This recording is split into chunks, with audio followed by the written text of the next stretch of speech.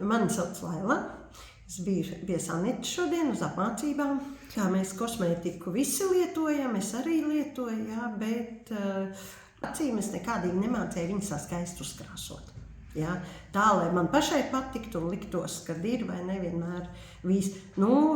Šodien es uzzināju tos knifus, jā, ar ko var vizuāli pacelt savu pašapziņu. Noderēja viss, jā, jo te bija vienkārši ļoti daudz, it kā maziņu knifiņu, jā, bet ko mēs ikdienā nezinām. Jā, mēs skatāmies internetā, jā, kā tur skaisti uzkrāsojas, jā, bet pats sev tu tos knifus nezini. Jā, meitenes tur vai sievietes krāsojas ļoti skaisti. Pats, kad tu to atkārto, galīgi nekas nesanāk.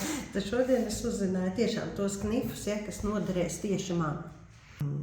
Atmosfēra brīnišķīga, kas ir noteikti atkarīgs gan no pasniedzējas, gan no kolēģītēm, kas arī grib apgūt, iemācīties. Jā, ļoti patīk. Es domāju, ka noteikti tas var būt noderīgi mana gada gājuma, vecākām, jaunākām. Jo sirdī jau mēs visi esam jaunas, jā, tikai tie spoguļi nepareizi rāda.